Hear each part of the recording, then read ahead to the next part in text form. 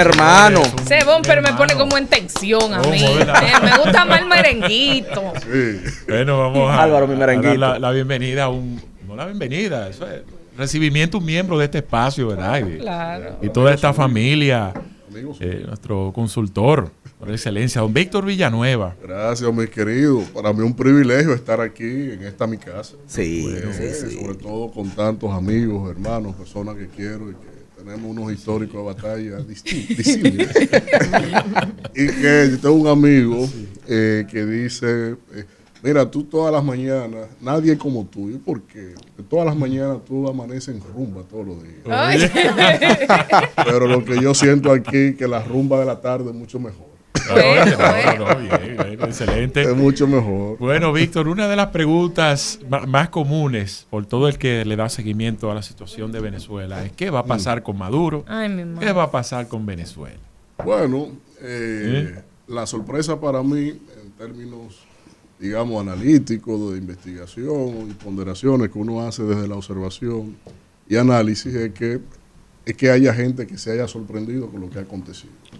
Y eso no puede llamar a sorpresas, porque de entrada hay distintos factores que inciden en resultantes como esta tan lastrantes para lo que es la democracia, la institucionalidad y lo que ha significado para la región de América Latina superar las distintas olas, digamos, parafraseando un poco a Huntington, las distintas olas que ha implicado la construcción de la democracia en nuestra región. Aquí tenemos un país que primero, el liderazgo político de oposición, creo que no se ha leído los manuales debidos de lo que se supone cómo se debe confrontar a un Estado. A un Estado no, a un gobierno dictatorial, un gobierno que ha roto todos los lineamientos que se pueden establecer y que las propias reglas democráticas de ese país establecen. Porque una cosa es tú nuclearte y superaron eso en buena lid, con la debida altura e inteligencia. De hecho, en la última capciosidad del régimen de Maduro de bloquear a María Corina Machado, se estableció, por un lado, el pragmatismo de entonces elegir a un candidato común y lograron unificar todas las tendencias en pocos días sobre Edmundo González. Sí. Ahora, lo que no pudieron hacer es que tras los distintos acuerdos que llevaron en negociaciones con este régimen, fue establecer, por ejemplo, la naturaleza de lo que se estaba confrontando. Se enfocaron en lo que tiene que ver con la naturaleza político-partidaria para las reglas de participación, pero entendiendo que iban a arrebatarle el poder por la vía de las urnas. Y en este caso no se prepararon para lo que es la segunda, sino por categoría, pero segunda característica que tiene este régimen, que es una dictadura militar. Hay un estamento militar que debieron, de alguna manera, de provocar algunas bajas de deserción en las filas castrenses y que esto se viera también como la capacidad operacional y sobre todo de dividir lo que es el estamento militar, que a la sazón está dirigido por Padrino, que es un general que lleva las principales tendencias de negocio, narcotráfico, de lo que son las minerías de ese país, y esto obviamente que esa cleptocracia militar que está establecida en Venezuela, le faltó generarle un frente Víctor, de ataque, digamos, en lo que significa ese contexto ahí. Hay una voz, Víctor, Julio Alberto, que estoy trasciende aquí, desde el pero que Atlántico. te estoy saludando desde ahorita. Hermano, saludos. Te tienen muteado. Mira, me tienen muteado. Yo dije, va acá, pero ¿por qué como que Víctor no me saluda? Yo armo un lío ya. Yo armo un lío rápido. Eso es lo tuyo. Mira, Víctor. Adelante. Víctor, nosotros apostamos, albergábamos la esperanza de que algo iba a suceder en Venezuela el pasado viernes. De verdad que sí. O sea, prendimos vela, hicimos mil análisis y leímos muchísimos artículos a nivel global y había como una vibra de que por fin iba a amanecer la democracia en Venezuela. Pero nos levantamos con una frustración y de hecho, Edmundo, no sabemos dónde está en este momento. O sea, hacia dónde, qué es lo que va a pasar ahí, qué proyectas o qué en términos biológicos, cómo ves el régimen de Maduro. ¿Y tú creíste que Edmundo iba hacia Venezuela?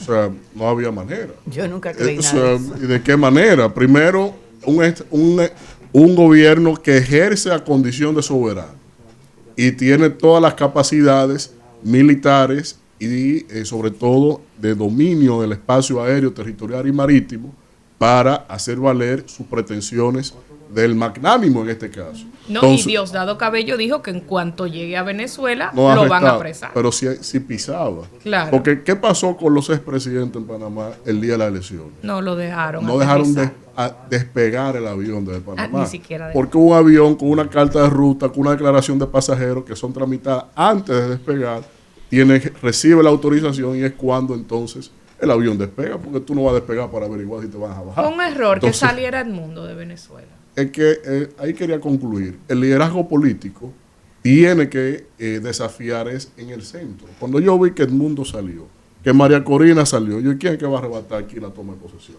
No había nadie. Bueno. Entonces, no hay revoluciones que se hagan del exterior. No hay revoluciones que se hagan por Twitter. No hay revoluciones que se hagan si no es por la toma física del estamento simbólico del poder. Coño. Entonces nosotros, los países democráticos, Víctor, los líderes democráticos del mundo, que en solidaridad con Venezuela, bueno, han planteado distintas posturas en distintos organismos, pero uno se pregunta, desde fuera, ¿qué se puede hacer? Muy poco, porque ahí entramos en el otro umbral donde siempre he planteado el hecho de que cuando Hugo Chávez alineó la política exterior usando su capacidad petrolera hacia la deuda con China y Rusia, se estaba asegurando 2 votos permanentes en el Consejo de Seguridad de las Naciones Unidas. Sí. Que esos países permanentes tienen capacidad de veto y cualquier sanción. Por eso cuando tú ves planteamientos como el de Álvaro Uribe Vélez, que te dice que la ONU debe intervenir, pero ¿intervenir cómo? ¿Tú crees que China va a permitir eso? ¿Tú crees que Rusia va a permitir eso? Y no lo permiten, no esencialmente porque estén a favor o en contra. De hecho, las máximas de política exterior de esas 2 potencias es no involucrarse en asuntos internos de los países con los que interactúan. Si no, miren cómo China, por ejemplo, se ha adueñado de toda África, de que todas las corrupciones, todas las vicisitudes, confrontamientos, guerras civiles, religiosas, etcétera, etcétera, no se meten en eso, pero sacan petróleo, sacan minerales, sacan materia prima. Pero en el caso de Rusia por igual. Entonces, y además es una contestación en antítesis de lo que sí son los baluartes de la política exterior de los Estados Unidos, que te condicionan las relaciones, pero te la condicionan a su neovisión en función al mercado, en función al comercio, en función a los préstamos, las instituciones Bretton Woods. Entonces, desde ahí es que te dice, no, si tú vas a trabajar conmigo, este es mi corolario, tú vas a trabajar con esta receta. China y Rusia no te dicen eso. Entonces, en el caso de Venezuela, no tiene nada que ver con lo que acontece ahí dentro, sino que lo que le garantizan la deuda, los intereses económicos y geopolíticos es precisamente el status quo que está ahí gobernante, que está ahí a título ya a partir de este proceso a condición de dictadores, de un gobierno totalmente de facto usurpador. Víctor, mira, tú tocaste un punto interesante sobre cómo los guardias, las Fuerzas Armadas, legitiman a los dictadores. Y pensando que tan pronto Maduro una vez más se juramentó, con el respaldo de los guardias, ya prácticamente la dictadura es legítima, aunque todos sabemos que tristemente, y qué terrible que sea tan en la región de Latinoamérica, tenemos un régimen de fuerza. Probablemente con esta insistencia de Maduro pudiera convertirse en una autocracia terrible, hasta superar la de Trujillo, que fue la más importante en aquella época. Tenemos varias. Ahora, La la de Nicaragua también. Así Ahora, es. Víctor, ¿cómo se puede combatir esta dictadura? No tan solo desde el punto de vista de debilitarla en cuanto a lo militar, sino ya de manera política, aunque sabemos que lamentablemente el presidente electo anda en un periplo por algunos países tratando de que lo lleven a Venezuela y que lo dejen ahí en la silla presidencial. No él presentarse porque no hay garantía de que su integridad no corra peligro. No, mira, el andamiaje militar solo se corrompe entre ellos. No hay forma de hacerlo de fuera. La historia está ahí en los distintos regímenes que hemos analizado, estudiado y que hemos vivido en la historia. Entonces, solo con que, yo no puedo dar receta desde acá, pero sacando del escenario a Padrino López, tú tienes entonces ya de por sí una confrontación de quién sucede, y ahí tú generas bandas. Aquí, curiosamente, en República Dominicana, de la dictadura de Trujillo, los grandes militares de Trujillo, los hijos de ellos fueron los que fueron los grandes revolucionarios. Claro. Entonces, al final y al cabo, tú necesitas consolidar una nueva generación dentro de ese propio estamento. ¿Cuál es el problema aquí? Factor tiempo. Estamos hablando entonces que estamos consolidando un modelo político de usurpación del Estado por las vías no democráticas, en torno entonces a que hay que consolidarse a lo largo del tiempo, 10, 20, 30 años, y a partir de ahí que las nuevas generaciones militares sean entonces las que puedan doblegar ese status quo que se tiene ahí dentro. Víctor, perdón muchacho, ¿tú no crees que ese invento de los venezolanos de no apostar al capitalismo y entrar entonces con el tema del chavismo le ha salido caro? Bueno, eso es una coyuntura. Eso fue una coyuntura. Yo creo que hay que analizar las cosas. Hay 3 puntos de inflexión en toda la historia del chavismo en Venezuela.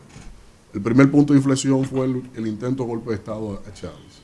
Chávez, hasta ese momento, de mi punto de vista, como ciudadano, digamos, de las Américas, Chávez es un personaje muy distinto al que tuvo que tomar medidas de retorsión interna para evitarse que se le financiara otro golpe de Estado y que rompiera con su establecimiento desde el Palacio Miraflores.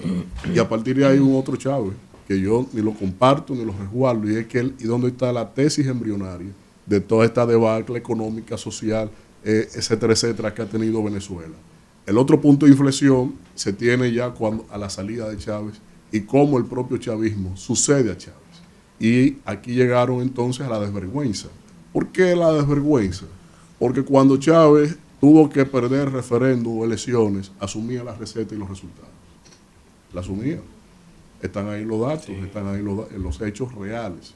Pero esta gente, en un sistema que se han cargado, la primera víctima, por ejemplo, de este sistema, de este status quo en Venezuela, es que, por ejemplo, al día de hoy se acaban de juramentar y no han podido, ellos mismos, del propio sistema electoral, no han podido sacar un acta. Así pero es. una, o sea, es que no han mostrado dónde hay que estar, si supuesto 50 y tanto por ciento. No ganaron una sola mesa electoral. No, entonces, no y hay anunciaron forma. que la publicaron, más no la ¿A han dónde? publicado y la página la han tumbado. Yo soy un acucioso investigador y yo quiero verlas. Claro. Yo quisiera ver una para... En la mente para- de ellos la vieron. hasta no, y me ayuda en mis análisis, en mis consultas que hago, para poner el contrapeso y no verme cejado en una sola línea. Yo quiero ver las actas de él y no existen en No este hay, caso. no hay. Por lo tanto, es un punto de inflexión, siendo este último, porque ya se llevaron, fíjense una cosa, a los datos. La oposición confiaba en el sistema electoral. Sí. Por eso se establecieron los acuerdos, uno de ellos los de Barbados. Y ellos confiaban en que yendo al proceso electoral, acorde al sistema electoral, ellos entendían que podían ganar. Pero también el día de las elecciones, a lo largo del día de las elecciones, hubo concurrencia, hubo una participación masiva. Y ni siquiera la oposición, pueden buscar los datos, no reclamaron ningún tipo de anomalía en el proceso de votación. ¿Dónde estuvo el problema? El secuestro del escrutinio. ¿Y qué significa eso? El sistema electoral no, es un control mecánico, férreo de parte de una dictadura, que sabían que iban a perder y su plan para salvarse era que no se divulgaran los datos. Y al efecto, ellos no lo han podido divulgar. Entonces, eso es una cuestión que ya se llevó de paso la parte más sensible de un sistema democrático, que es poder pulgar su propio proceso de elecciones, porque es el ejercicio más prístino de la democracia, donde tú puedes cristalizar la voluntad popular para elegir y ser elegido acorde a las reglas democráticas. Y eso se llevó este nuevo este nuevo invento de esta gente que están ahí. Que no es chavismo ya eso es madurismo. El rol de los Estados Unidos siempre genera expectativa en cuanto a cómo pueden cambiar las cosas en Venezuela, más allá de sanciones administrativas, de bloqueos económicos, de anunciar aumento de rescate. Ahora con Trump desde la Casa Blanca, ¿hay expectativas, esperanzas de que pueda producirse un cambio en Venezuela? Yo creo que Maduro está obligado a un cambio de actitud. Tal vez pueda ser una oportunidad para que él pueda establecer un régimen de negociación instituto persona. ¿Por qué? Bueno, a la Casa Blanca llegará no solo Donald Trump, va a llegar el senador Marcos Rubio al Departamento de Estado, que es un crítico visceral de lo que significa el madurismo, el chavismo. Y por lo tanto, desde su capacidad de acción del Departamento de Estado, creo que a Maduro no le será muy fácil lidiar con esto. Sobre todo porque nosotros lo vemos como un todo lo que acontece en Venezuela. Podemos verlo así. Pero para los intereses planetarios de los Estados Unidos, ya eso es una pieza en un ajedrez. Y ese ajedrez geopolítico tiene otras composiciones actualmente que se están derivando en muchas situaciones de inestabilidad o de renegociación. Por ejemplo, Ucrania va a una franca negociación. Hay conflictos balcánicos, hay conflictos Chechenia, Cachemira, que también entrarán en francas negociaciones en el contexto actual por intereses de China, por intereses de Rusia, por otro lado, intereses de los Estados Unidos o de la India, que ya es un actor global en términos ya de peso económico y poblacional. Por lo tanto, cuando tú ves también en los conflictos del Medio Oriente, en donde la situación con Siria, la situación con Israel, Palestina, Líbano, toda esta zona de convulsión entrarán a un franco proceso de establecimiento, de adecuación vía negociación. Netanyahu acaba de hablar con Biden, entiendo que para despedirse, pero también en función a que están creando las condiciones para una negociación. Bueno, pero caramba, yo espero que ya esté bueno de matar palestinos, porque Obviamente. eso es algo que me tiene a mí de verdad con el a todo corazón el roto. mundo. Es una barbaridad, porque ha sido un exabrupto del uso de la fuerza. Pero claro. Pero un exabrupto sustentado para salvarse él de las situaciones internas que tienen. Claro, claro.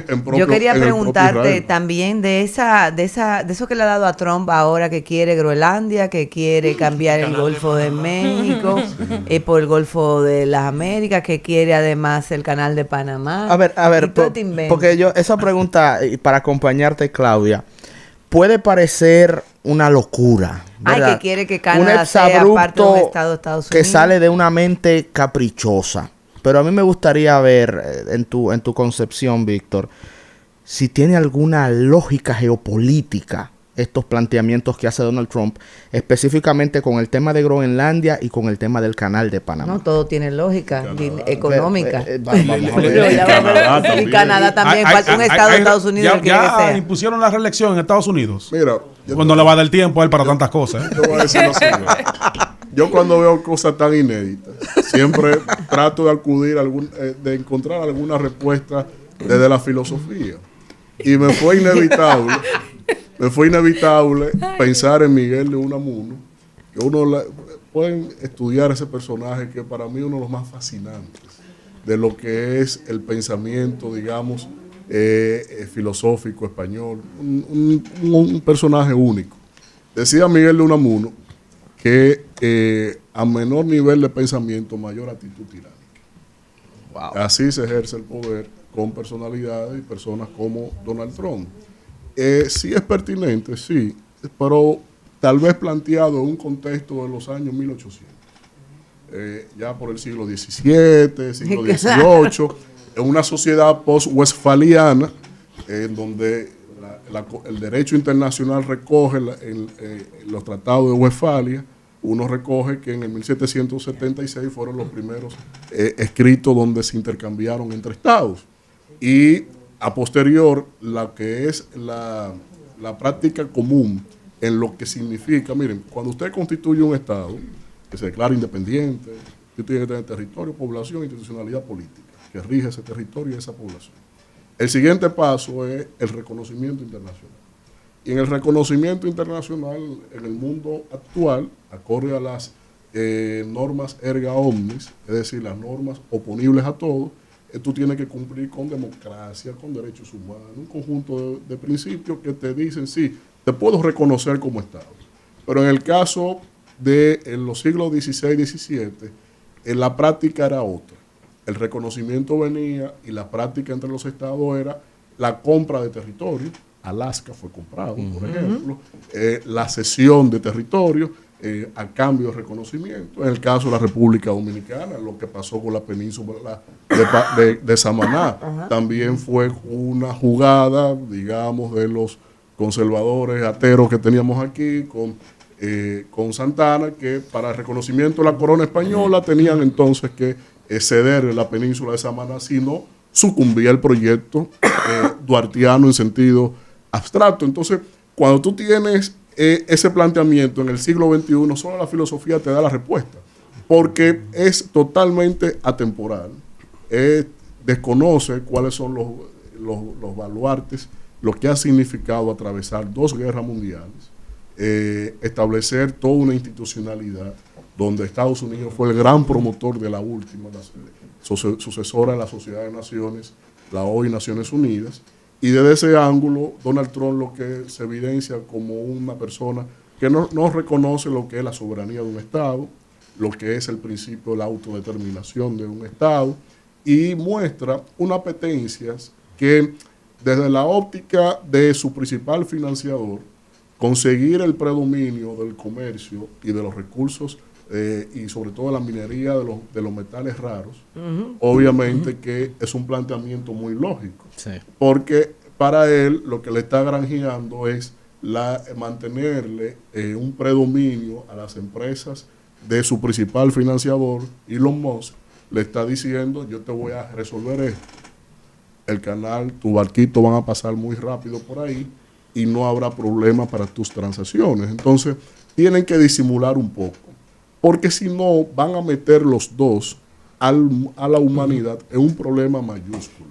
Fíjate cómo... Y lo demás, Zuckerberg, tú que estás hablando de Elon Musk, que ha saltado ahora con todo este tipo de cosas, novedades, él ha dicho que va a quitar una serie de parámetros del Facebook, quiere volver a su época anterior, pero también... Que no habrá la verificación de datos. Una serie de medidas que ha hecho también un poquito más, se controle un poco más, vamos a decir, el derecho a circular de la información que está en Facebook. Acusa a los demócratas de que por mucho, como que quisieron siempre manipular el tema de la información de Facebook, pero él acusa ahora. Y también ahora él dice que hasta lo obligaban a poner tampones en los baños de varones. O sea, una serie de cosas que tú dices, me acuerda como a alguien de aquí que trabaja en un centro de cosas que tiene que ver con emergencia, que él dice como que de repente como que todo eso pasaba, pero como que fue que lo obligaron. Entonces digo yo, ¿y será que él, al ver que la tecnología, porque ahora está ese tema del tecnofeudalismo y todo eso, ¿será que él que piensa que lo van a dejar fuera y dice, hey, estoy aquí? Es como... No, porque ellos asumieron su agenda woke totalmente. Sí, no, pero que a nadie, eso no estaba en ninguna ley. Los demócratas si impusieron eso. Está bien, pero si tú le pones un baño lo que tú quieras, no fue por una ley, fue porque tú lo decidiste hacer. No, para hacerla friendly, amigable, etcétera. Pero ahora con el significado del peso social de los resultados de las elecciones de Estados Unidos, obviamente ahora todo el mundo se pone en remojo. Porque eso fue un voto castigo a eso. Pero no necesariamente por conquistas específicas, sino por el exabrupto al que llegaron, como a un niño.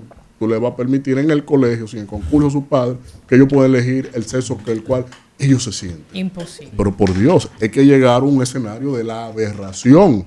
Por eso perdieron las elecciones los demócratas. Entonces, ahora todo ese status quo de multinacionales, de figuras que tuvieron por su supervivencia o como sea, asumir lineamientos o asumir esa agenda, pues entonces ahora se sientan en remojo para continuar. Fíjate qué pasa con Disney World.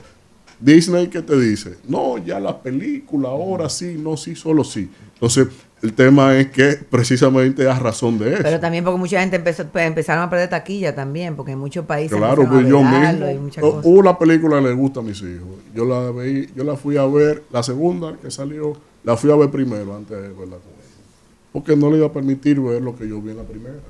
Es que si yo llevo a un niño, por Dios, o sea, el niño no está pensando en una transversalidad sexual.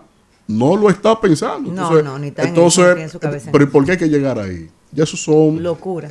Ya eso es más de lo que tú exiges como individuo, como adulto, de cuestiones reales que se presentan en la interacción de la vida social de un adulto, señores. Entonces, y pagaron el precio. El liberalismo estadounidense se fue degenerando en otra cosa. No quiero sonar. No, de verdad, vamos a dejarlo a ese nivel. Víctor, a nosotros aquí en República Dominicana, vamos a ver. ¿nos convino o no nos convino que ganara Donald Trump?